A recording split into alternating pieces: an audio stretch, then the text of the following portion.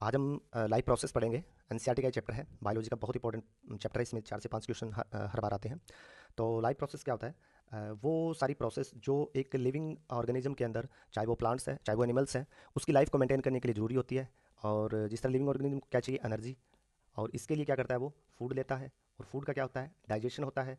और फिर उस डाइजेशन का होता है, उस जो मॉलिक्यूल्स डाइजेशन के बाद में बनते हैं उनका ट्रांसपोर्टेशन होता है। इन सारी प्रोसेस को हम क्या बोलते हैं, लाइफ प्रोसेस। सबसे पहले बात कि लाइफ लिविंग ऑर्गेनिज्म किसे बोलते हैं, जिनके अंदर क्या होती है, मूवमेंट होती है। जरूरी नहीं कि वो मूवमेंट दिखाई दे, जिस तरह प्लांट्स में दिखाई नहीं देते, लेकिन मूवमेंट्स ऑफ मॉलिक्यूल जरूर होती है। इसी तरह वायरस के ऊपर कंट्रोवर्सी है, क्योंकि जब ये होस्ट सेल पर नहीं होते हैं, लिविंग ऑर्गेनिज्म के ऊपर नहीं होते हैं वायरस, जिस तरह हमारी बॉडी से बाहर होते हैं, प्लांट से बाहर होते हैं, तो ये मल्टीप्लाई नहीं करते हैं। इसलिए इन पर क्या है, थोड़ी सी कंट्रोवर्सी होती है कि ये ना तो लिविंग है और ना ही नॉन लिविंग है। और इसके बाद में जो ये एनर्जी लेते हैं, किस लिए एनर्जी लेते हैं, जितने भी लिविंग ऑर्गेनिज्म है, इनका काम क्या होता है, बॉडी को मेंटेन करना है, रिपेयर करना है और उनकी ग्रोथ करना है। इसके लिए इन्हें एनर्जी चाहिए। तो ये ज़्यादातर इस एनर्जी को जो लेते हैं, उसमें कुछ ऐसे ऑर्गेनिज्म होते हैं या प्लांट्स होते हैं जो कि क्या करते हैं, सन की एनर्जी को लेते हैं। और इन्हें हम बोलते हैं ऑटोट्रॉप्स। इन्हें हम क्या बोलते हैं, ऑटोट्रॉप्स बोलते हैं। और ऑटोट्रॉप्स पर जो डिपेंड रहते हैं उन्हें हेटरोट्रॉप्स बोलते हैं।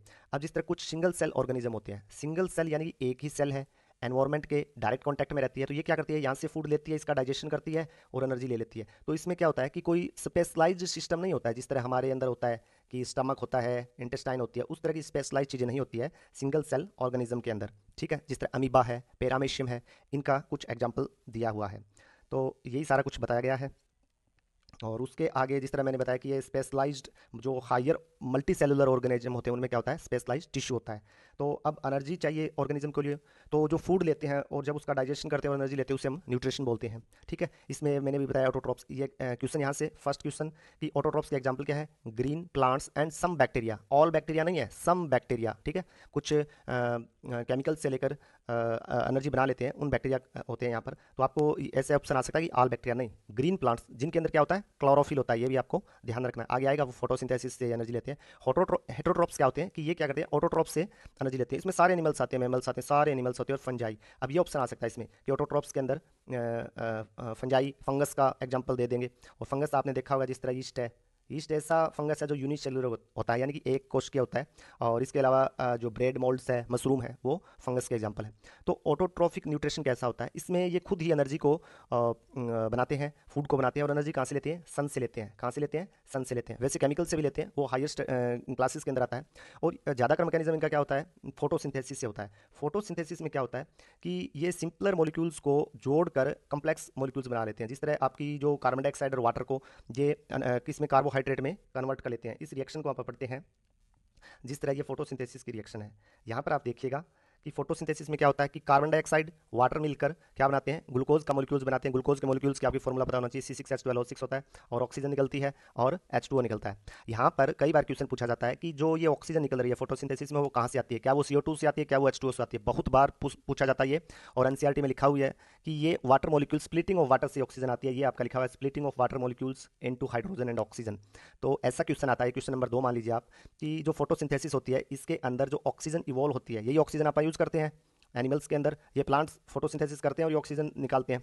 तो ये किससे आती है, वाटर मॉलिक्यूल्स के स्प्लिटिंग से, टूटने से आती है। ठीक है, और कार्बन डाइऑक्साइड का रिडक्शन होता है और उसमें ये एनर्जी का पैकेट बनता है। इसी एनर्जी के पैकेट को हम ऑक्सीजन से रिएक्शन कराकर सांस के द्वारा ऑक्सीजन लेते हैं और हम एनर्जी प्रोड्यूस करते हैं। यही एनर्जी हमारी मूवमेंट के अंदर, कोई भी हम काम करते हैं, उसमें यूज होती है। अब बात आती है कि जो फोटोसिंथेसिस की रिएक्शन है, इसके लिए क्या क्या चीज़ें जरूरी है।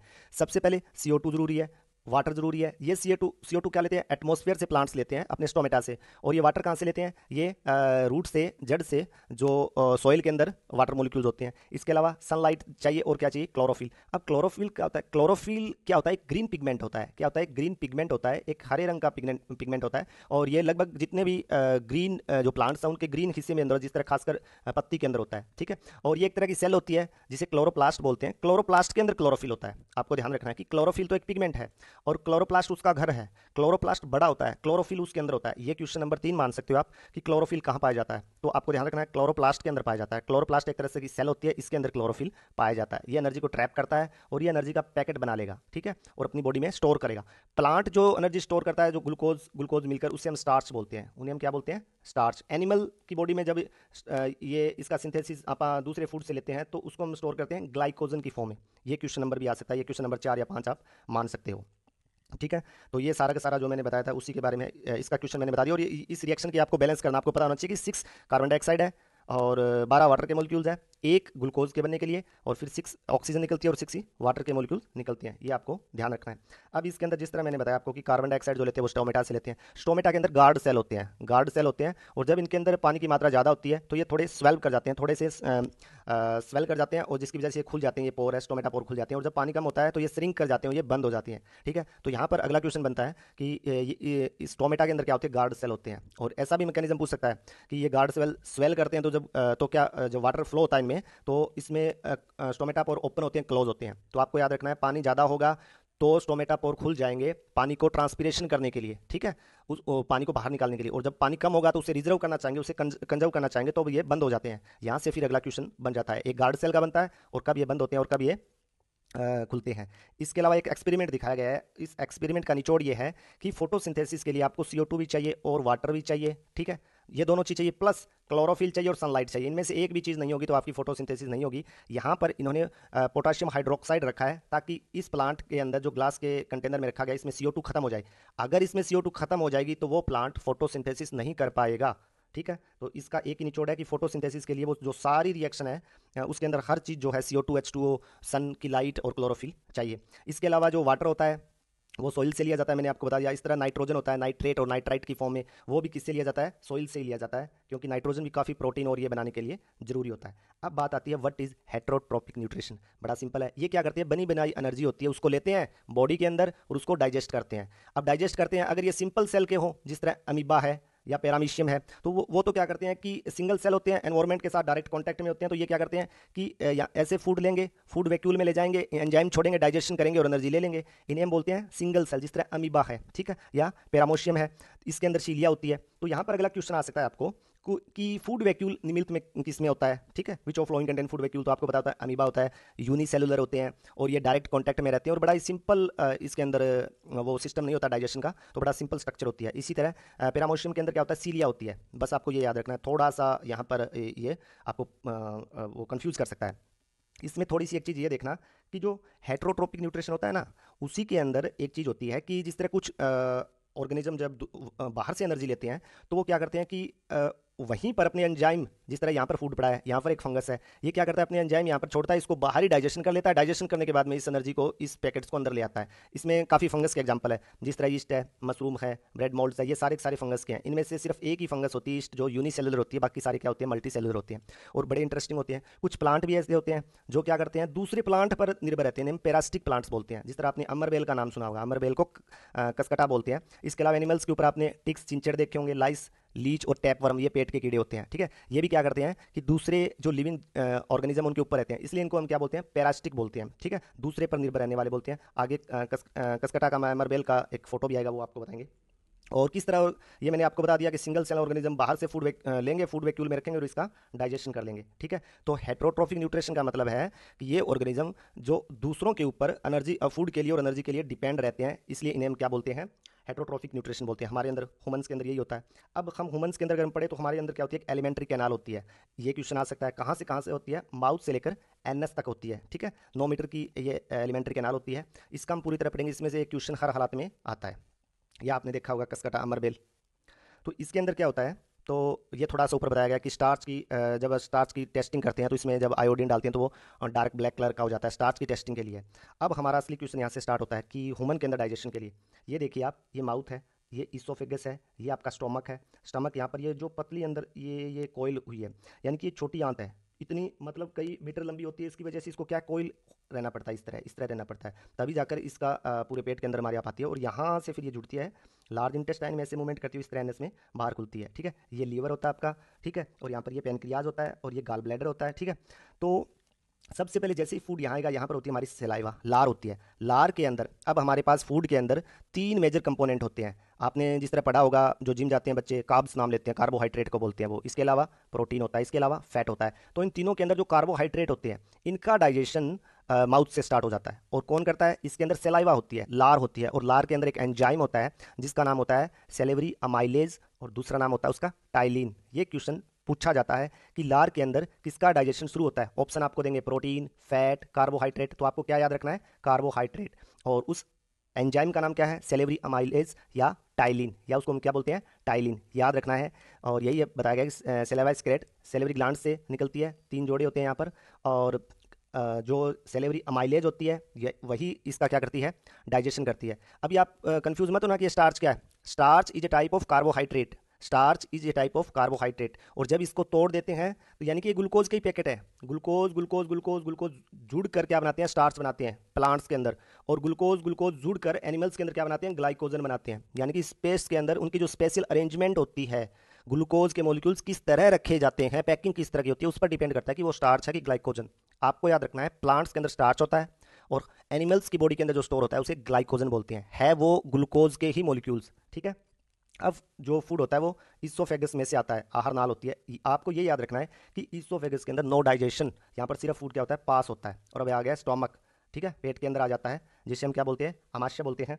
अब स्टमक के अंदर क्या होता है? एक तो इसमें एसिड निकलता है जिसे हम बोलते हैं HCl, एक एंजाइम निकलता है प्रोटीन के लिए पेप्सिन, पी से प्रोटीन, पी से पेप्सिन, और एक म्यूकस निकलता है। एक क्या निकलता है? म्यूकस। इस म्यूकस का क्या काम होता है? ये गाढ़े रंग का लिक्विड होता है।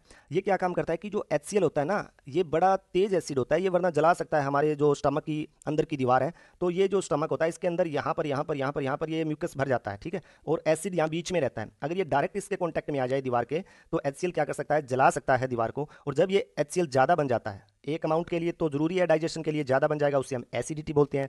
तब हम खाली पेट जो कैप्सूल लेते हैं, एंटासिड लेते हैं, यानी कि ये एसिड है तो हम बेसिक चीज़ें ज़्यादा लेते हैं, या तो इसका प्रोडक्शन रोकते हैं या इसको न्यूट्रलाइज करते हैं। आप इनो पीते हो ना, इनो में क्या होता है? बेसिक होता है, जिसकी वजह से इस एसिड से बेसिक की रिएक्शन होती है और वहाँ पर क्या बोलते हैं? साल्ट प्लस क्या बनती है? कार्बन डाइऑक्साइड, ठीक है। वाटर तो बनता ही बनता है और वो कार्बन डाइऑक्साइड बाहर निकलती है।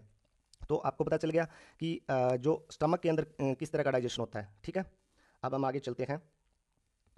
स्टमक के अंदर ये सारी चीज़ें वही बताई गई है आपको कि हाइड्रोक्लोरिक एसिड होता है, प्रोटीन के लिए क्या होता है? पेप्सिन होता है, एसिडिक एनवायरनमेंट होता है, ठीक है। म्यूकस, म्यूकस क्या करती है? प्रोटेक्ट करती है लाइनिंग को। और जब ये बहुत ज़्यादा एसिड निकल जाता है तो कई बार पेप्टिक अल्सर बन जाते हैं। क्या बन जाते हैं?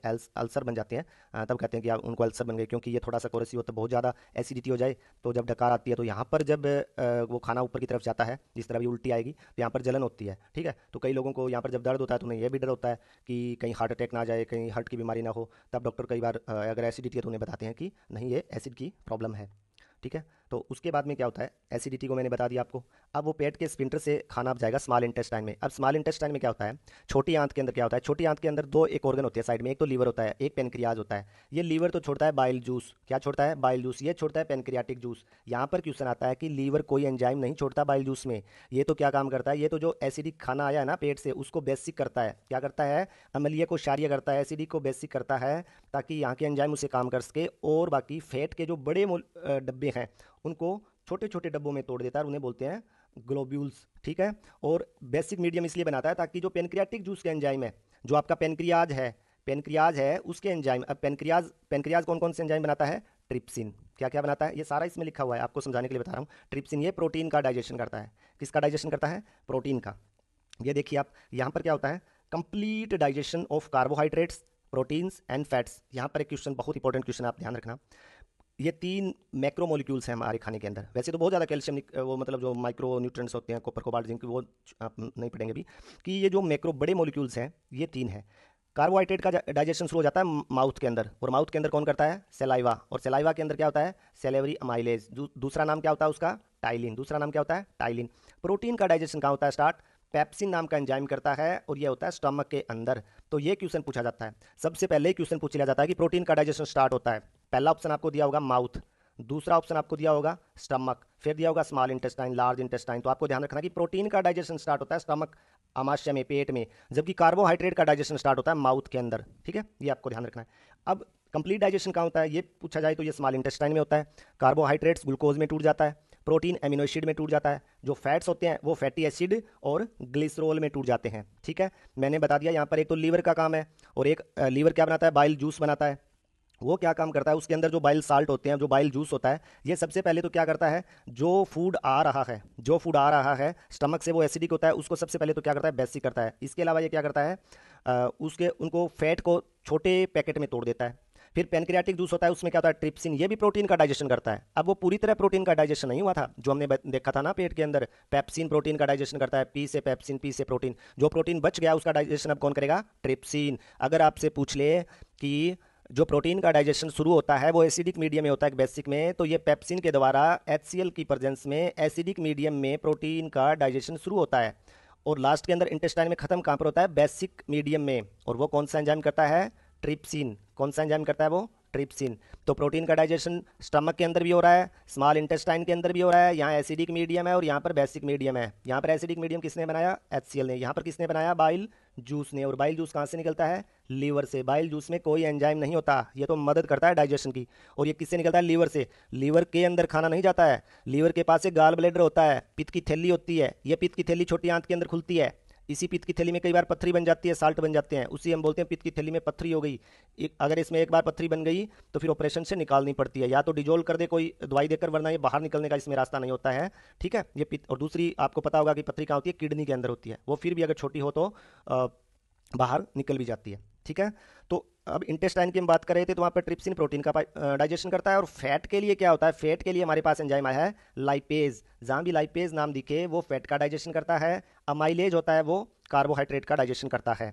तो ये आपको पता, मैंने पहले ही बता दिया कि कार्बोहाइड्रेट किस में कन्वर्ट होता है? ग्लूकोज के अंदर, प्रोटीन एमिनो एसिड के अंदर, फैट किस में कन्वर्ट होता है? फैटी एसिड एंड ग्लिसरॉल के अंदर। ये तीनों चीज़ आपको पता होनी चाहिए, यहाँ से क्वेश्चन आ सकता है।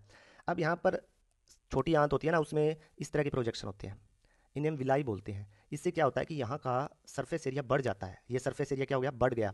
तो इसलिए जो डाइजेस्टिव हुई ग्लूकोज है, जो एमिनो एसिड है, ठीक है, ये सारे के सारे अब्जॉर्ब हो जाते हैं सरफेस एरिया बढ़ाने के लिए। तो हम इन्हें विलाई बोलते हैं, सरफेस एरिया को बढ़ाने के लिए। इनमें रिचली ब्लड सप्लाई होती है ताकि वो जो डाइजेस्ट हुआ खाना है उसको बॉडी के अंदर वापस ले जा सके। अब लार्ज इंटेस्टाइन, स्मॉल इंटेस्टाइन से खाना जाता है लार्ज इंटेस्टाइन में। लार्ज इंटेस्टाइन में क्या होता है कि लार्ज इंटेस्टाइन में अगर वाटर ज़्यादा है उसको ऑब्जॉर्व कर लेते हैं, ज़्यादा डाइजेशन नहीं होता है। जो अनडाइजेस्टेड फूड है या जो फूड बचा हुआ है वो स्फिंक्टर से, एनल स्फिंक्टर से फिर वो बॉडी से बाहर निकल जाता है। आपको डाइजेशन कंप्लीट। यहाँ पर मैं आपको क्वेश्चन बताता हूँ कौन से बनते हैं। सबसे पहले कार्बोहाइड्रेट का डाइजेशन कहाँ से शुरू होता है? क्या इसोफिगस में डाइजेशन होता है? नहीं होता। कार्बोहाइड्रेट का डाइजेशन शुरू होता है माउथ से। प्रोटीन का शुरू होता है स्टमक से। और एसिडिक मीडियम होता है। और इसके अलावा प्रोटीन का डाइजेशन पूरा कहाँ होता है? स्मॉल इंटेस्टाइन में। कौन करता है? ट्रिप्सिन करता है। बेसिक मीडियम कौन देता है? बाइल जूस देता है। क्या बाइल जूस एंजाइम रखता है? नहीं रखता। ये क्वेश्चन है। अब आप थोड़ा मतलब हल्की सी जानकारी है आपकी दांतों के बारे में, कि जब आप कुछ, अगर हम रात को जिस तरह बिना ब्रश करे सो जाते हैं तो उसमें क्या होता है कि हमारे मुंह में बैक्टीरिया, और जिस तरह कोई खाने का पार्ट है, कोई कार्बोहाइड्रेट है, तो ये बैक्टीरिया उन पर रिएक्शन करके एसिड बना लेते हैं। ठीक है, एसिड बना लेते हैं, और ये एसिडिक कोरोसिव होते हैं। और ये हमारा जो कैल्शियम से बने हमारे जो दांत होते हैं, इनको क्या करते हैं? ये केविटी बना लेते हैं। ठीक है, उसे ही हम क्या बोलते हैं? डेंटल कैरीज बोलते हैं। ठीक है, यही फिर इन्फेक्शन में कन्वर्ट हो जाता है, कैविटी बन जाती है, और वो अंदर की जो पल्प होती है, नरम चमड़ी होती है, अंदर की जो टिश्यू होते हैं नरम, उनको फिर इन्फेक्टेड कर देता है, जिससे हम कहते हैं कि कीड़ा पड़ गया, इन्फेक्शन हो गया, पस बन गई। ठीक है, तो वो क्या होता है कि बैक्टीरिया की कॉलोनी बन जाती है, और साथ में फूड के पार्टिकल हो जाते हैं, और वहाँ पर एसिड बनते हैं, उन्हें प्लैक बोलते हैं। उन्हें क्या बोलते हैं? हम प्लैक बोलते हैं। इसलिए हमें दिन में खाना खाने के बाद में 2 बार ब्रश करना चाहिए। ये आपका, अब खाना तो ठीक आ गया, लेकिन इस खाने से हम एनर्जी कैसे लेंगे? कि हमने खाना तो ठीक है, कार्बोहाइड्रेट को हमने ग्लूकोज में कन्वर्ट कर दिया, प्रोटीन को हमने एमिनो एसिड में कन्वर्ट कर दिया, फैट को हमने फैटी एसिड और ग्लिसरॉल में कन्वर्ट कर दिया। अब इस ग्लूकोज के मॉलिक्यूल्स में से, इस पैकेट में से एनर्जी निकालेंगे, और इस पैकेट में एनर्जी निकालने के लिए हमें क्या चाहिए? रेस्पिरेशन। और रेस्पिरेशन में क्या होता है कि हम ऑक्सीजन लेंगे। ये क्या है? चाबी है कि हमने जो ग्लूकोज लाए हैं C6H12O6, हम जो ग्लूकोज लाए हैं डाइजेशन करके, ये ग्लाइकोजन में स्टोर हो जाएगा। इसकी चाबी कौन सी है? ऑक्सीजन। और तब ये हमें क्या देगा? एनर्जी देगा। ठीक है, तो इससे, इस प्रक्रिया को हम क्या बोलते हैं? रेस्पिरेशन बोलते हैं। और यही कह रहा है कि ये जो ग्लूकोज का मॉलिक्यूल होता है ना, ये किस तरह हमें एनर्जी देता है? इसकी ये जितनी भी सारी चीज़ें दी हुई है, ये यहाँ पर देखिए आप, ये ग्लूकोज हो गया हमारे पास 6 कार्बन का। ठीक है, तो यहाँ पर किस तरह होता है कि साइटोप्लाज्म में, अब ये सेल होती है ना, उसका ये न्यूक्लियस होता है, यहाँ पर साइटोप्लाज्म होता है, ये न्यूक्लियस होता है। तो सबसे पहले हमारी सेल की साइटोप्लाज्म के अंदर एक रिएक्शन होती है। अगर ऑक्सीजन है हमारे पास, अच्छी मात्रा में ऑक्सीजन है, सबसे पहले तो क्या होगा? ग्लूकोज है वो साइटोप्लाज्म के अंदर ही 3 कार्बन में टूट जाती है, 3 कार्बन में टूट जाती है, जिसे पाइरूवेट कहते हैं। इस पाइरूवेट को माइटोकॉन्ड्रिया के अंदर, अच्छी ऑक्सीजन है तो कार्बन डाइऑक्साइड, वाटर और एनर्जी निकाल देते हैं। अब याद रखो, ये फोटोसिंथेसिस का ही रिवर्स पार्ट है। फोटोसिंथेसिस से हमने खाना लिया, डाइजेशन किया, ग्लूकोज बनाया, ग्लूकोज को दोबारा उसी फॉर्म में हमने तोड़ दिया, और जो उन्होंने सन से एनर्जी ली थी वो हमने अपने काम में यूज कर ली। यानी कि इनडायरेक्ट रूप से हम सन की एनर्जी ले रहे हैं। अगर हमारे पास ऑक्सीजन कम होगी, जिस तरह हम दौड़ लगा रहे हैं, हैवी वेट उठा रहे हैं, तो जितनी एनर्जी लेने के लिए जल्दी जल्दी रिएक्शन चाहिए, लेकिन ये रिएक्शन के लिए उतनी ऑक्सीजन नहीं मिल पाती, तब हमारा क्या बनता है? लैक्टिक एसिड बनता है, 3 कार्बन कंपाउंड बनता है, और एनर्जी निकलती है। इसी लैक्टिक एसिड की वजह से हमारे क्रैम्प्स आते हैं, यानी कि हाथों के अंदर क्या होता है? दर्द होता है। इसी तरह ईस्ट क्या होता है? ईस्ट क्या? एक फंगस है, यूनिसेलुलर फंगस है, और ये क्या बना लेती है? इथेनॉल बना लेती है, कार्बन डाइऑक्साइड बनाती है और एनर्जी बनाती है। इसी इसी रिएक्शन को यूज़ करके क्या बनाते हैं, जो शराब बनाते हैं वो क्या करते हैं, ग्लूकोज। अब ग्लूकोज कहाँ से लेंगे, वो गुड़ से ले सकते हैं और पोटैटो से ले सकते हैं, ग्रेन से ले सकते हैं। कई बार नहीं कहते कि बियर में क्या होता है, जो का पानी होता है, तो वो बार्ले भी ले सकते हैं, पोटैटो भी ले सकते हैं, ठीक है। इसके अलावा शुगर है तो उसके अलावा मोलासिस का यूज़ कर सकते हैं, गुड़ का यूज़ कर सकते हैं, कॉर्न मक्की का यूज़ कर सकते हैं, ग्रेन का यूज़ कर सकते हैं। यानी कि कार्बोहाइड्रेट होना चाहिए। अगर कार्बोहाइड्रेट है उसको बिना ऑक्सीजन, हम जब यीस्ट से के साथ रिएक्शन कराएंगे तो तब हमारे पास क्या बन जाएगा, C2H5OH, हमारे पास इथेनॉल बन जाएगा। और अगर बन जाए मिथेनॉल तो वो जहरीली होती है। आपने न्यूज़पेपर में पढ़ा होगा कि जहरीली शराब पीने से इतने लोगों की मौत हो गई। थोड़ी मात्रा में है तो वो अंधा भी कर देती है, ज़्यादा होती है तो आदमी की मौत भी हो जाती है। तो ये बड़ी खतरनाक होती है, ठीक है। तो ये जो ग्लूकोज का मॉलिक्यूल्स है, सबसे पहले यहाँ पर यही क्वेश्चन आता है कि स्टार्ट होता है ग्लूकोज का जो ऑक्सीडेशन होता है या इससे एनर्जी लेते हैं, तब सबसे पहले क्या होता है, साइटोप्लाज्म में 3 कार्बन के अंदर पाइरूवेट में कन्वर्ट होता है। अगर ऑक्सीजन पूरी हो तो ठीक है, अच्छी तरह एनर्जी मिल जाएगी। कहाँ, माइटोकॉन्ड्रिया में। इसलिए माइटोकॉन्ड्रिया को क्या बोलते हैं, पावर हाउस ऑफ सेल बोलते हैं। सेल जो कोशिका है उसका पावर हाउस बोलते हैं। और जो एनर्जी मिलती है ये केमिकल फॉर्म में होती है, जिसे हम क्या बोलते हैं, एडिनोसिन ट्राईफॉस्फेट। ये हमारे पास सिक्के हैं एनर्जी के, ठीक है। इसे एनर्जी करेंसी किसे बोलते हैं, ATP, जो एनर्जी का नाम दिया है। अगर ऑक्सीजन कम पड़ जाए ज़्यादा मेहनत के टाइम तो लैक्टिक एसिड बनता है, ठीक है, और एनर्जी यहाँ पर कम बनती है। मतलब ग्लूकोज ज़्यादा यूज़ हो रहे हैं, एफिशिएंसी यहाँ पर कम आती है, ग्लूकोज ज़्यादा यूज़ हो रहे हैं, एनर्जी कम मिल रही है। इसी लैक्टिक एसिड की वजह से हमारी बॉडी के अंदर क्या आते हैं, क्रैम्प्स आते हैं, ठीक है, दर्द होता है, ठीक है। ये सारा का सारा यहाँ पर बताया गया है। ATP के बारे में आपको बताया गया है कि किस तरह ATP होता है, वो एनर्जी करेंसी होता है, हमारी सेल की एनर्जी करेंसी होता है, ठीक है। तो यहाँ पर मैंने आपको बता दिया कि कौन कौन से क्वेश्चन आ सकते हैं। अब ये किसकी बात चल रही है, रेस्पिरेशन की। जो बच्चे बहुत कम जानते हैं, एक इंपॉर्टेंट क्वेश्चन बता रहा हूँ। रेस्पिरेशन चाहे प्लांट्स के अंदर हो चाहे एनिमल्स के अंदर, वो हमेशा ही CO2 बाहर निकालते हैं। कई बार ये क्वेश्चन आ जाता है, इन प्लांट्स, ठीक है, in plants during respiration which gas is expelled. तो बच्चे तो ये सोचते हैं कि प्लांट्स तो हमेशा ही ऑक्सीजन छोड़ता है। ऑक्सीजन प्लांट्स छोड़ता है, लेकिन कब छोड़ता है, फोटोसिंथेसिस में छोड़ता है। और उस दौरान छोड़ी गई ऑक्सीजन रेस्पिरेशन के दौरान ली हुई कार्बन डाइऑक्साइड से वो छोड़ी गई कार्बन डाइऑक्साइड से बहुत ज़्यादा होती है। तब हम जनरल व्यू में कहते हैं कि ये ऑक्सीजन छोड़ते हैं। दो रिएक्शन होती है प्लांट्स के अंदर, एक तो फोटोसिंथेसिस होती है जिसमें वो ऑक्सीजन छोड़ता है, दूसरी रेस्पिरेशन होती है जिसमें वो CO2 छोड़ता है। रेस्पिरेशन चाहे एनिमल्स में हो प्लांट्स में, वो कौन सी गैस छोड़ेगा, CO2। ये इतनी उससे ज़्यादा होती है, इसलिए हम कह देते हैं कि ये जो O2 है ये रिलीज करता है। अब वो फोटोसिंथेसिस में कार्बन डाइऑक्साइड यूज भी करेगा, तो ये कार्बन डाइऑक्साइड भी यूज कर सकता है वो, और इससे ज़्यादा भी यूज कर सकता है जब वो एटमॉस्फेयर में हम निकालते हैं। तो नेट तो ये CO2 क्या कर लेता है, यूज करता है और ऑक्सीजन छोड़ता है। आप समझ रहे हो कि रेस्पिरेशन उल्टा होता है फोटोसिंथेसिस के, लेकिन जो अमाउंट है ऑक्सीजन छोड़ने का और CO2 लेने का वो फोटोसिंथेसिस में ज़्यादा होता है। इसलिए हम जनरल व्यू में कहते हैं कि प्लांट्स ऑक्सीजन छोड़ते हैं। लेकिन आप ये कभी नहीं कह सकते कि प्लांट रेस्पिरेशन में ऑक्सीजन छोड़ते हैं। नहीं, रेस्पिरेशन में जो एलिमेंट एनिमल्स हो चाहे प्लांट्स हो, सारे क्या छोड़ेंगे, CO2 छोड़ेंगे। यही सारा का सारा यहाँ पर बताया गया है, ठीक है। और उससे आगे हमारा आता है नाइट में क्या होता है, at night no photosynthesis occurring और CO2 elimination is major exchange activity going on. अब रात को क्या होती है, सनलाइट तो होती नहीं है, तो यहाँ पर फोटोसिंथेसिस होती नहीं है, इसलिए प्लांट्स क्या छोड़ते हैं, CO2 छोड़ते हैं, ठीक है। और अब ये बताया गया कि जो एक्वाटिक जीव होते हैं, एक्वाटिक मतलब होता है कि जो पानी के अंदर रहते हैं, अब उसमें डिजोल्ड ऑक्सीजन होती है, ऑक्सीजन कम होती है तो रेट ऑफ रेस्पिरेशन उनका बढ़ जाता है, ठीक है। रेट ऑफ ब्रीदिंग होती है वो क्या हो जाती है, मच फास्टर होती है, जिस तरह फिशिज है, क्योंकि वहाँ पर ऑक्सीजन कम है तो उसको बार बार अपने जो गिल्स है उनके अंदर पानी भेजना पड़ेगा, क्योंकि हर बार ऑक्सीजन क्या आ रही है, कम आ रही है, ठीक है।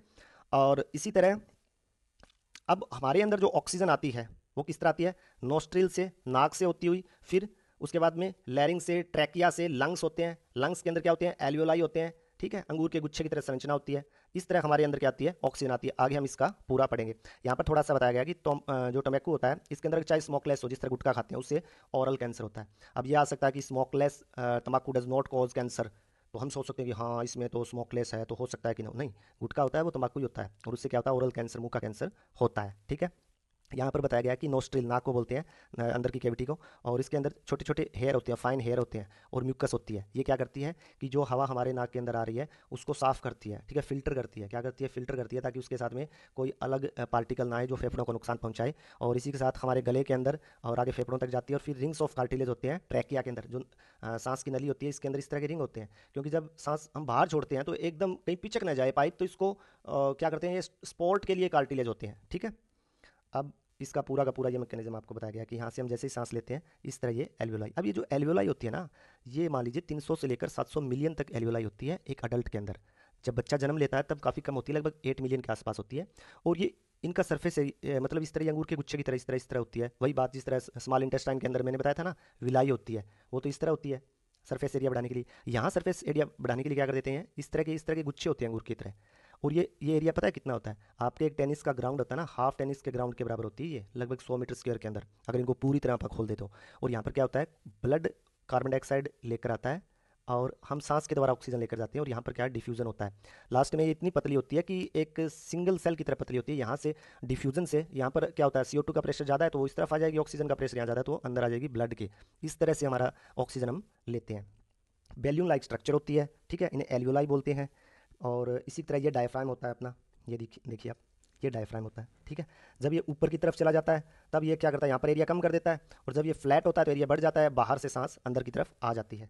थोड़ा सा इसमें बताया गया कि स्मोकिंग से क्या होता है, लंग कैंसर होता है, क्योंककि हमारे जो रेस्पिरेटरी ट्रैक होती है, सांस की नली होती है, उसमें हेयर लाइक स्ट्रक्चर होती है, जैसे मैंने बताया था ना, सीलिया होते हैं, यानी कि जो ट्रैकिया होती है इसमें थोड़े ऐसे मसल्स क्या मतलब टिश्यू के या सेलुलर रूप में स्ट्रक्चर होती है, और स्मोकिंग से वो डिस्ट्रॉय हो जाती है, जिसकी वजह से जब वो स्मोकिंग करते हैं तो वो जो धुआं है, चाहे वो हुक्का पी रहे हैं, सिगरेट पी रहे हैं, बीड़ी पी रहे हैं, तो वो धुआं जल्द जाता है और इन दीवारों को हार्ड कर देता है। ये हार्ड कर देंगे तो क्या करेंगे, ये ऑक्सीजन अंदर उतनी स्पीड से नहीं दे पाएंगे और CO2 बाहर नहीं निकाल पाएंगे, जिसकी वजह से रेट ऑफ ब्रीदिंग बढ़ जाती है। वही एक्वाटिक एनिमल वाली बात आ जाती है, जिस तरह फिश है, जब वो सांस लेती है अंदर पानी के तो उसको रेट ऑफ ब्रीदिंग बढ़ जाती है, उसकी तो मजबूरी है, वहाँ ऑक्सीजन कम है और CO2 जा नहीं रही है बाहर, लेकिन हमारी क्या मजबूरी है, हम तो खुद ही इसको इस तरह कर देते हैं, इसको हार्ड कर देते हैं। जब ये लेयर हार्ड हो जाएगी तो यहाँ पर डिफ्यूज़न उतना ही कम हो जाएगा। इसी वजह से जो चाहे कोई भी हो, ह्यूमन बींग्स हो, जो स्मोकिंग करता है, अगर आप उससे रेस लगवाएंगे, दौड़ लगवाएंगे, तो वो जल्दी हाँफता है, क्योंकि उसकी रेट ऑफ ब्रीदिंग बढ़ जाती है, क्योंकि उसकी जो एल्वियोलाई की जो दीवार है वो हार्ड हो जाती है और वो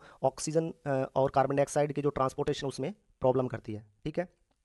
अब इसमें बताया गया है कि अगर ये तो ठीक है कि जिस तरह जो हमारा बॉडी के अंदर हम फेफड़ों से इस तरह एल्वियोलाई से ऑक्सीजन लाते हैं, और यहाँ पर क्या करते हैं, यहाँ पर ब्लड होता है, यहाँ CO2 इधर चली जाती है और ऑक्सीजन इधर चली जाती है, लेकिन ये सिर्फ डिफ्यूजन से नहीं हो पाता।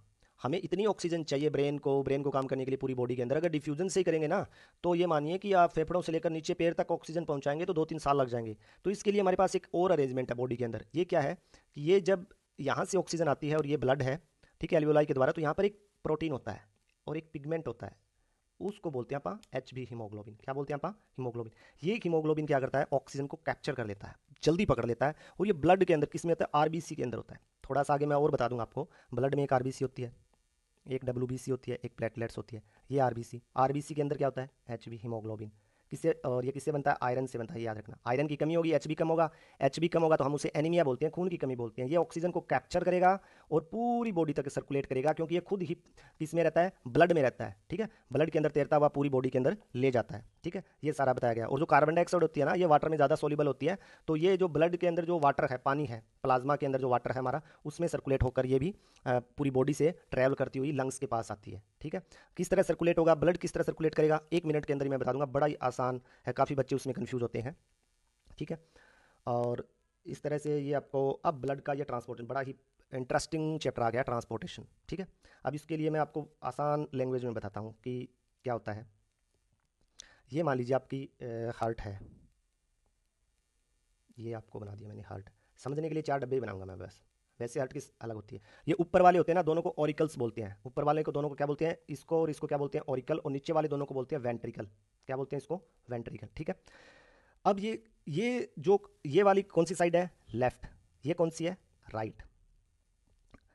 सबसे पहले बॉडी का इम्प्योर ब्लड इसमें आता है। इम्प्योर का मतलब है जिसमें CO2 ज़्यादा हो, ऑक्सीजन जितनी चाहिए उससे कम हो। उसके बाद में यहाँ पर वाल्व होती है और ब्लड आ जाता है यहाँ पर।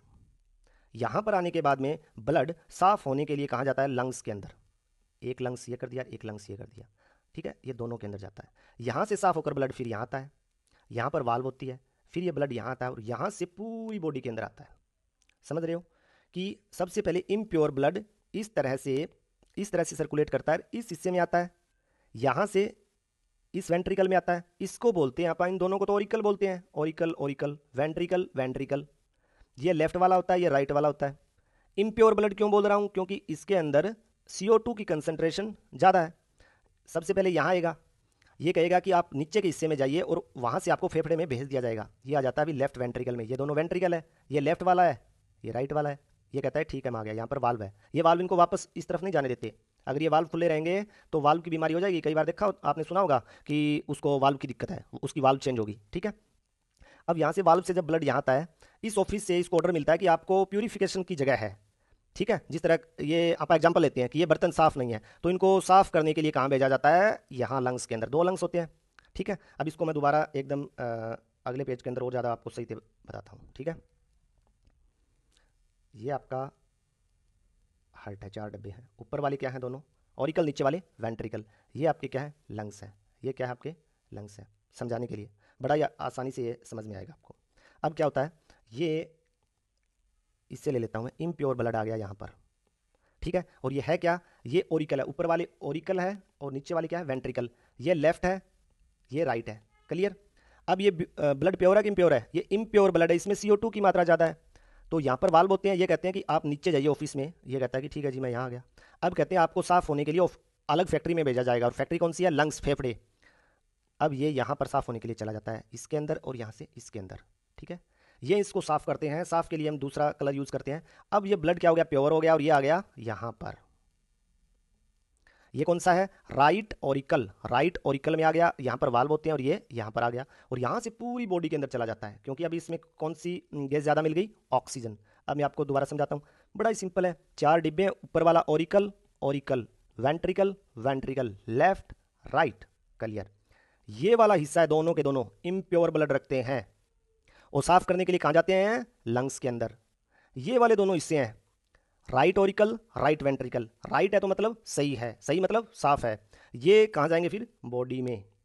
और ये कहाँ से आया है? बॉडी से। जो बॉडी से आया है वो साफ होने के लिए आया है, तो ये दोनों हिस्से साफ नहीं है। ये यहाँ से इसको फेफड़े में भेजते हैं। फेफड़े में हम सांस के द्वारा ऑक्सीजन लेते हैं और इसी ऑक्सीजन को ये इस ब्लड में देते हैं और ये साफ होकर इस हिस्से में आ जाता है और इस हिस्से में आ जाता है। तो बड़ा ही आसान होता है। आपसे कोई भी पूछे कि इस हिस्से में कौन सा ब्लड होता है, पहले तो हिस्सा कौन सा है? लेफ्ट का है, ऑरिकल है, इम्प्योर ब्लड। लेफ्ट, लेफ्ट दोनों नाम आ जाए, लेफ्ट का दोनों, जिसे बायां बोलते हैं अपन, कि इस हिस्से में तो इम्प्योर ब्लड होगा और इस हिस्से में प्योर ब्लड होगा। अब इनका नाम और हो जाता है कि ये क्या होती है? एक तरह की ये जिसमें इम्प्योर ब्लड होगा वो ज़्यादातर क्या होती है? वेन होती है। ज़्यादातर क्या होती है? वेन होती है। और जो प्योर ब्लड होता है उनमें वो क्या होती है? आर्टरी। लेकिन ये ज़्यादातर होती है, हर बार नहीं होती, क्योंकि इनमें से हार्ट से निकली हुई ये आर्टरी पल्मोनरी आर्टरी कहलाती है। Pulmonary artery. पल्मोनरी किसके लिए नाम यूज होता है? पल्मोनरी, ये फेफड़ों के लिए यूज होता है, जिस तरह निमोनिया बोलते हैं अपन। तो सिर्फ यही आर्टरी वेन पता है किस तरह यूज करते हैं? आर्टरी वेन का एक यूज होता है कि जो हार्ट के अंदर जाती है वो वेन होती है और जो हार्ट से निकलती है वो आर्टरी होती है।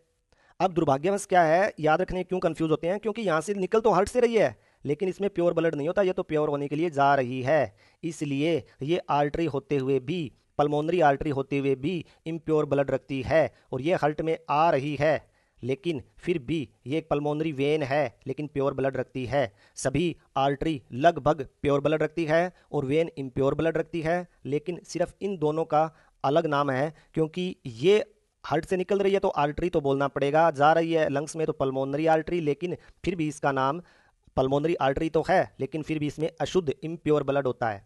ये हार्ट में जा रही है तो ये क्या है? वेन है, लेकिन इसके अंदर प्योर ब्लड है। बस आपको ये याद रखना। ये बड़ी होती है इसलिए इसको हम बोलते हैं ओल्टा बोलते हैं, महाधमनी बोलते हैं। हिंदी में आर्टरी को धमनी और वेन को शिया बोलते हैं।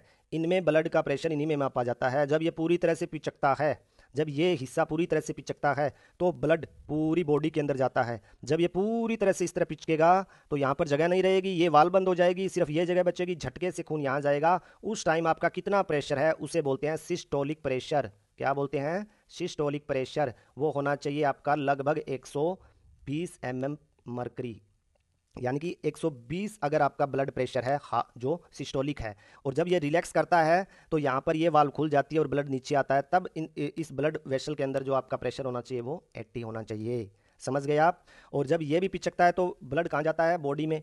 तो इसकी दीवारें मोटी होती है, इसी तरह इस आर्टरी की दीवारें भी मोटी होती है। जब ये पिचकता है तो इसलिए इसकी दीवार भी मोटी होती है। तो वेंट्रिकल की दीवारें तो मोटी होती है ऑरिकल की तुलना में, ये आलिंद होता है, ये निल्य होता है। तो आलिंद ओरिकल की दीवारें मोटी ओरिकल की दीवारें क्या होती है, पतली होती है, और निल्य वेंट्रिकल की दीवारें मोटी होती है, क्योंकि इन्हें प्रेशर से ब्लड देना पड़ता है। ये बॉडी को देता है और ये उसको साफ करने के लिए फेफड़ों को ऊपर देता है, ग्रेविटी के अगेंस्ट देता है। इसको भी तो ग्रेविटी के अगेंस्ट, ब्रेन में भी तो ब्लड जाएगा, पूरी बॉडी में भी जाएगा और ब्रेन के अंदर भी जाएगा। अब आप याद कैसे रखेंगे, बड़ा ही सिंपल, इसको आप मैं बताता हूँ आपको। देखिए, याद रखने के लिए आप सिर्फ 4 डब्बे बनाएंगे।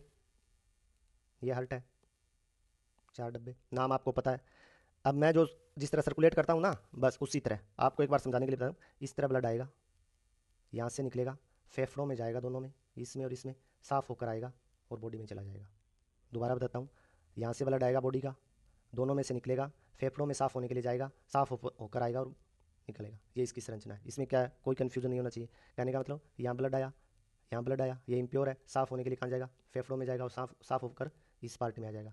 अब आपसे कोई भी पूछे, कि किस हिस्से के अंदर प्योर ब्लड होता है, किस हिस्से के अंदर इम्प्योर ब्लड होता है, तो आपको पता है कि जो हार्ट के ये जो 2 हिस्से हैं, तो आपको पता होना चाहिए कि इस ऑरिकल, इस वेंट्रिकल में इम्प्योर ब्लड होता है, और इस ऑरिकल, इस वेंट्रिकल में प्योर ब्लड होता है। ये लेफ्ट साइड है, ये राइट साइड है। जो भी खून की नली हार्ट में आएगी उसे वेन बोलते हैं, जो बाहर जाएगी उसे आर्टरी बोलते हैं। लेकिन दुर्भाग्यवश ये हार्ट से निकलती है और जब लंग्स में जाती है तो ये आर्टरी, लेकिन फिर भी इसमें इम्प्योर ब्लड है। और ये आ रही है तो वेन, लेकिन फिर भी प्योर ब्लड है। बस यही सारा हार्ट का खेल है। यहाँ बाइकप्सिड वाल्व होती है, यहाँ ट्राइकप्सिड वाल्व होती है, एसए नोड, एवी नोड होती है। शायद वो इस तरह की चीज़ें नहीं पूछेंगे।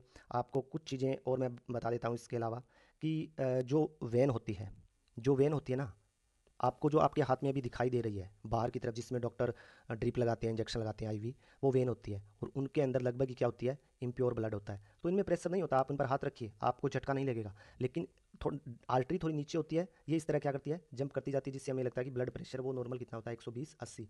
और जो इंस्ट्रूमेंट ब्लड प्रेशर मापता है उसको हम क्या बोलते हैं, स्फिग्मोमेनोमीटर आपके एनसीईआरटी में लिखा होता है। ठीक है, वो आप देख कर भी समझ जाएंगे। अब मैं आशा करता हूँ कि आपको ये सारी चीज़ें बिल्कुल समझ में आ गई होगी। ठीक है, इसके अलावा अब ये मैं आपको बता देता हूँ, ये हार्ट, सारा का सारा हार्ट का जो मैंने आपको बताया वही सारी चीज़ें ये होता है। ये तो आपने देखा होगा ना, इस तरह की मशीन होती है। ठीक है, और ये जो आपकी वेन होती है, ये प्रेशर वेन से नहीं लिया जाता, ये आर्टरी से लिया जाता है। वेन के अंदर तो क्या है, ब्लड जा रहा है हार्ट की तरफ। वेन की तो क्या खास बात होती है कि इनमें इस तरह के वाल्व लगे होते हैं कि ये ब्लड को वापस नहीं आने देते, तो ये ब्लड आगे जाता जाता है, प्रेशर से आगे जाता है। लेकिन आर्टरी तो एकदम प्रेशर झटके से क्या करती है, इस ब्लड को फेंकती है। ठीक है, तो ये आपका क्या हो गया, उस मशीन को स्फिग्मोमेनोमीटर ये पूछा जा सकता है। और जब हाई ब्लड प्रेशर होता है तब उसे हम बोल देते हैं हाइपर टेंशन। क्या बोल देते हैं, हाइपर टेंशन। और आर्टरीज होती है वो क्या होती है, थोड़ी इलास्टिक होती है। इलास्टिक क्यों होती है भाई, इलास्टिक तो होगी क्योंकि उनमें प्रेशर से ब्लड फेंका जाएगा, इलास्टिक नहीं होगी तो फट जाएगी वो। ठीक है, तो स्मोकिंग करने से आर्टरी भी हार्ड हो जाती है। जब हार्ड हो जाती है तो जगह कम बचती है खून को जाने के लिए, और जब आप पानी की पाइप को मतलब प्रेशर करते हैं तो आगे प्रेशर बढ़ता है। अगर आपने इस तरह पानी की पाइप को प्रेस किया तो आगे पानी का प्रेशर बढ़ता है ना, उसी तरह स्मोकिंग करने वाले लोगों में हाइपरटेंशन होता है। बीपी उनका 120 से बढ़ा रहता है, 135, 40, 50। ठीक है, इसे हाइपरटेंशन बोलते हैं। उसी की वजह से कई बार ब्रेन के अंदर कोई आर्टरी रैप्चर हो सकती है, यानी कि टूट सकती है, उसे हम स्ट्रोक बोलते हैं। तब हम कहते हैं कि दिमाग की नस फट गई। ठीक है, ये हाइपरटेंशन के बारे में आपने बताया। जब ये आर्टरी आगे, ये देखिए कि the smallest vessel have walls which are one celled thick are called capillaries. ये आगे आर्टरी और वेंस क्या होती है, जब छोटे छोटे हिस्सों में टूट जाती है बिल्कुल। ठीक है, आर्टरी खून दे रही है, फिर तो इतनी पतली हो जाती है, इन्हें हम कैपिलरी बोल देते हैं। क्या बोल देते हैं, कैपिलरीज बोल देते हैं। ठीक है, समझ में आ गया आपको। और जो प्लेटलेट्स होती है ना, मैंने जिस तरह बताया था, आरबीसी होती है, एक तो क्या होती है आरबीसी, एक क्या होती है डब्ल्यूबीसी, एक तो प्लेटलेट्स। ये तो क्या करती है, इसमें एचबी खून होता है, लाल रंग का, एचबी जिसे बोलते हैं, इसकी कमी से एनीमिया हो जाता है, ऑक्सीजन को ले जाने का काम करती है, बोन मेरो में बनती है। डब्ल्यूबीसी हमारे सैनिक होते हैं, बीमारियों से लड़ते हैं, 5 तरह की होती है। प्लेटलेट्स क्या करते हैं, ये प्लेटलेट्स हमारे खून का थक्का बनाने में काम करते हैं। ठीक है, ये फाइब्रिन बना लेते हैं, जाल बना लेते हैं, और इनके लिए इन्हें क्या चाहिए, जो आपने देखा होगा, कैल्शियम चाहिए, कई फैक्टर चाहिए। ठीक है, अगर डेंगू फीवर में इनकी संख्या कम हो जाती है, वैसे एक ml ब्लड के अंदर लगभग ये मान लीजिए आप 1.5 लाख से 4.5 लाख प्लेटलेट्स होते हैं। अगर इनकी संख्या कम हो जाए तो खून का थक्का नहीं बनता है, और लगातार खून निकलने से व्यक्ति की मौत भी हो सकती है। काफ़ी वायरल डिजीज में होता है, और डेंगू के अंदर खासकर ये देखा गया है। ठीक है, और प्लेटलेट्स ही जब कई चोट लगती है तो प्लेटलेट्स वहाँ पर आती है, वहाँ पर जाल बना लेती है, कैल्शियम और काफ़ी फाइब्रोनोजन नाम का प्रोटीन होता है, उससे मिलकर यहाँ पर फाइब्रिन बनाती है, और वो खून का थक्का हमारा रुक जाता है। तो प्लेटलेट्स का काम क्या होता है, खून के थक्के को रोकना होता है। ठीक है, तो 3 तरह की सेल मैंने आपको बता दिए। इसी तरह लिम्फ क्या होती है, लिम्फ भी एक तरह का लिक्विड होता है, जो कि हमारी जो फूड होता है या वास्ट मटेरियल को ट्रांसपोर्ट करने का काम करता है, ब्लड के अलावा करता है, ठीक है। और ये लिम्फ नोड के अंदर क्या होता है, फिल्टर होते हैं, लिम्फ नोड के अंदर फिल्टर होते हैं हमारे गले के पास, हाथ हाथ के ये जब लास्ट चेस्ट और हाथ के जो ये हमारा जॉइंट होता है इसके पास लिम्फ नोड होती है। कई बीमारियों में लिम्फ नोड बढ़ जाती है, उसे देख कर डॉक्टर को पता चलता है कि लिम्फ के अंदर लिम्फोसाइट भी बनते हैं और मतलब हमारी इम्यूनिटी से रिलेटेड है। तो लिम्फ नोड बढ़ गई तो इसका मतलब इस बंदे को कोई ना कोई सीरियस बैक्टीरियल इन्फेक्शन है। अब ये तो ह्यूमन के अंदर हमारा ट्रांसपोर्टेशन हो गया, ठीक है, वो ब्लड जो करता है कि ऑक्सीजन दे दिया इसने और CO2 ले लिया, ठीक है। अब प्लांट्स के अंदर क्या होता है, प्लांट्स को क्या चाहिए, प्लांट्स को एक तरफ तो वाटर चाहिए, वाटर के लिए जाइलम होता है, जी जी निकल रहा है, पानी की कमी से जी निकल रहा है तो जाइलम याद रखना है, ठीक है। तो वाटर प्लस साल्ट के लिए जाइलम होता है, साल्ट याद रखना है साथ में, कई बार ये कंफ्यूज कर देता है, ठीक है। और फूड के लिए क्या होता है, फ्लोएम होता है, फूड फ्लोएम, ये याद रख लेना, ठीक है। फूड के लिए क्या होता है, फ्लोएम होता है। यही सारा ट्रांसपोर्टेशन इन प्लांट्स के अंदर बताया गया। आपको जो क्वेश्चन पूछा जा सकता है मैं आपको बता देता हूँ, ये है कि जो जाइलम होता है इसके अंदर क्या होते हैं, वेसल्स होते हैं, ट्रेकियार्ड्स होते हैं, ठीक है। ट्रांसपोर्टेशन ऑफ जो वाटर्स होता है, ठीक है, प्लस मिनरल्स का होता है वो जाइलम में होता है, और उसमें क्या होता है, वेसल्स होते हैं और ट्रेकियार्ड्स होते हैं, ठीक है।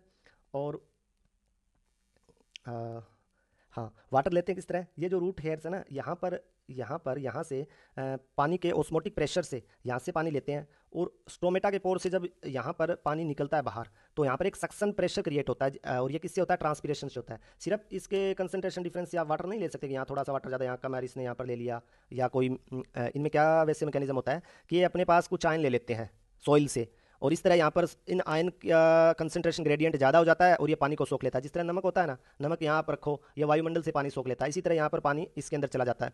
लेकिन इसको आगे ट्रांसपोर्ट करने के लिए हमारे पास ये स्टोमेटा है ना, ये ओपन चाहिए ताकि सक्शन प्रेशर बनता रहे। और जब ये पानी इस तरह स्टोमेटा से बाहर निकलता है, जब गार्ड सेल स्वेल करते हैं, बड़े होते हैं, ठीक है, तो उसे हम ट्रांसपिरेशन बोलते हैं, ठीक है। ये बात है, वो ये जो मैंने बताया आपको भी बताया, नाइट के अंदर ये क्लोज हो जाता है, थोड़ा सा वाटर का ट्रांसपोर्टेशन कम होता है। और एक चीज़ याद रखना, पानी का तो जो ट्रांसपोर्टेशन हुआ उसे हमने क्या बोल दिया, ट्रांसपिरेशन। फूड का होता है ना, उसे ट्रांसलोकेशन बोलते हैं।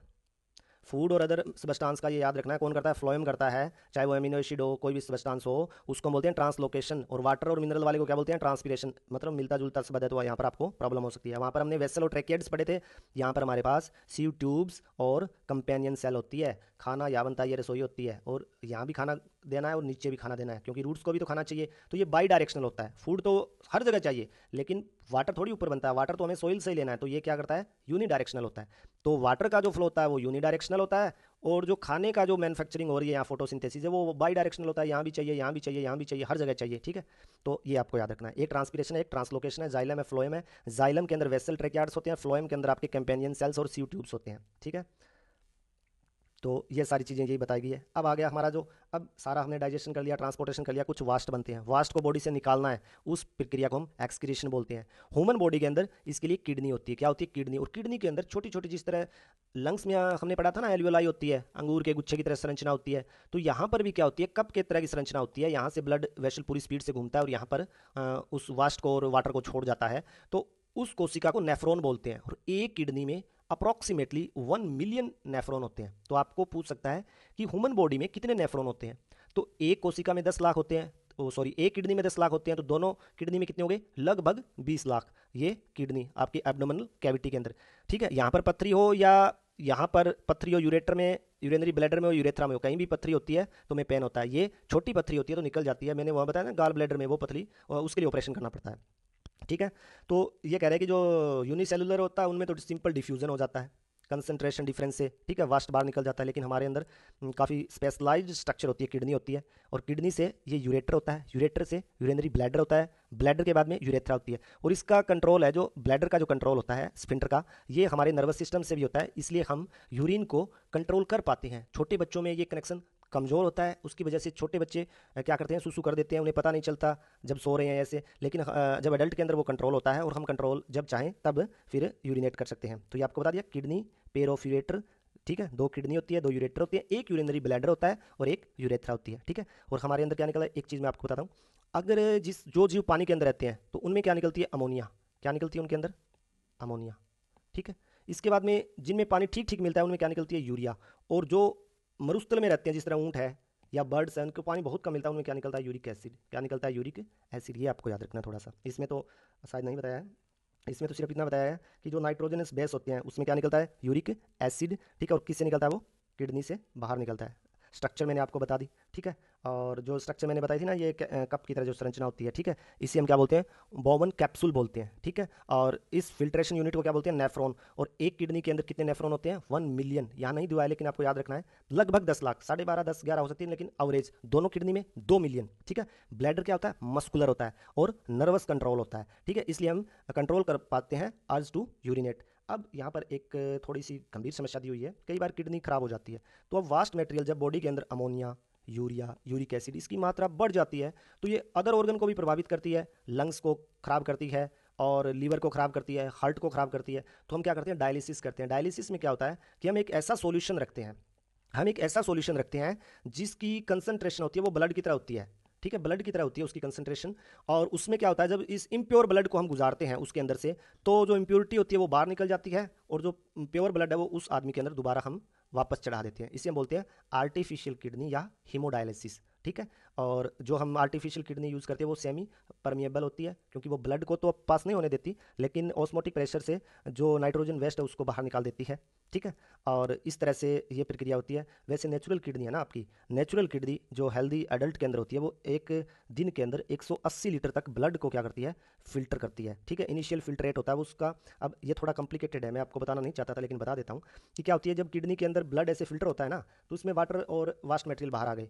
लेकिन यहाँ पर क्या होता है कि यहाँ पर देखिएगा, ये जो स्ट्रक्चर है ना, ये स्ट्रक्चर ऐसे ऐसे घूम रही है, ऐसे ऐसे ऐसे ऐसे घूम रही है, यहाँ पर वाटर ज़्यादा बाहर आ जाता है, तो उस वाटर को दोबारा ब्लड में रीअब्जॉर्ब किया जाता है। अगर रीअब्जॉर्ब ना किया जाए तो हमारी किडनी एक दिन के अंदर 180 लीटर तक फिल्ट्रेट बाहर निकाल देती है। लेकिन लास्ट में हमारे पास हम यूरिनेट पूरे दिन में कितना करते हैं, 1 से 2 लीटर, क्योंकि दोबारा उस वाटर को ऑब्जॉर्व करना पड़ता है, क्योंकि वरना बॉडी के अंदर डिहाइड्रेशन हो सकता है, ठीक है। तो ये हमारा नेचुरल मैकेनिज्म है। वैसे फैक्चुअल है, पूछ भी सकते हैं शायद, और तो आपको याद रखना है, ठीक है। तो प्लांट्स के अंदर आपको नाम याद रखने हैं कि एक्सक्रेशन हमारे अंदर तो ठीक है, अमोनिया है, यूरिक एसिड है, यूरिया है, तीनों का मैकेनिज्म मैंने बता दिया। ज़्यादा पानी है तो अमोनिया निकालेगा, और मीडियम पानी किसी जीव को मिल रहा है तो यूरिया, और बर्ड्स हैं और डेजर्ट के एनिमल है उसमें यूरिक एसिड निकालते हैं। अब आपको यहाँ ध्यान रखना है कि प्लांट क्या करते हैं, प्लांट क्या करते हैं कि इनके अंदर जो फोटोसिंथेसिस होते हैं, इनमें भी तो कुछ बाई प्रोडक्ट निकलते होंगे। तो ये बाई प्रोडक्ट ये कैसे निकालते हैं, इनके अंदर कुछ सेलुलर वैक्यूल्स होते हैं, ठीक है। कई बार ये पत्तियां झाड़ देते हैं, और इनके जो रेजिन्स होते हैं और गम्स होते हैं, गम्स ये वही होते हैं जिस गोंद जिसे बोलते हैं आप, ठीक है। इनका तो वास्ट मटेरियल होता है, लेकिन फिर भी उसमें कुछ न्यूट्रिएंट्स होते हैं, ठीक है। और कई बार वो ओल्ड जाइलम के द्वारा भी वास्ट को निकाल देते हैं, ठीक है। सोइल के जिस जमीन के अंदर उसके आसपास भी वो अपना वास्ट निकाल देते हैं, ठीक है, ये प्लांट्स के अंदर। तो आपको क्या आ सकता है, रेजिन ऑप्शन में दिया हो, गम्स दिया हो, ओल्ड जाइलम दिया हो, ठीक है। तो ये आपको ध्यान रखना है। इसमें ऑर्गन डोनेशन में आपको पता है कौन कौन से ऑर्गन आदमी डोनेट कर सकता है, cornea, kidney, heart, liver, pancreas, lungs, intestine, bone marrow, ठीक है। ये सारी चीज़ें क्या कर सकते हैं, मतलब ऑर्गन डोनेट कर सकते हैं। अब इसमें इंपॉर्टेंट चीज़ आती है कि अगर जीवित आदमी हो तो वो क्या क्या डोनेट कर सकता है। अगर जीवित हो तो वो क्या कर सकता है, देखिए, अब वो ना तो हार्ट कर डोनेट कर सकता है, क्योंकि हार्ट एक ही होता है, ठीक है। कॉर्निया करेगा तो उसे खुद दिखाई नहीं देगा, तो वो क्या कर सकता है, वैसे देखा जाए तो ज़्यादा इसमें दिमाग नहीं लगाना, किडनी, एक किडनी डोनेट कर सकता है वो। पार्ट ऑफ लीवर कर सकता है, क्योंकि टोटी पोटेंसी होती है वो लीवर की बहुत ज़्यादा होती है, कि लीवर जल्दी अपने आप को रीजनरेट कर सकता है। लीवर अगर 20% भी काम करता है तो भी वो ठीक हो सकता है। लीवर ये एक ऐसा ऑर्गन है वो जल्दी जल्दी ठीक हो जाता है। इसका एग्जाम्पल मैं आपको बताता हूँ। कई लोग शराब पीते हैं, वो 3 महीने शराब छोड़ देते हैं तो उनकी सेहत बिल्कुल अच्छी हो जाती है, उसकी वजह यही होती है, ठीक है। और एक लंग को भी वो डोनेट कर सकता है। प्रॉब्लम आती है हल्की फुल्की, लेकिन वो कर सकता है। हमें मतलब क्वेश्चन के लिए चीज़ याद रखनी है, ठीक है। इस तरह लाइफ प्रोसेस है आपका चैप्टर, ये पूरा हो गया है। आप इसको 2x की स्पीड में देखिए, जल्दी जल्दी देखिए, 2-3 बार देखिए। मेरा अंदाजा है कि इसी में से क्वेश्चन फंसेगा। Thank you.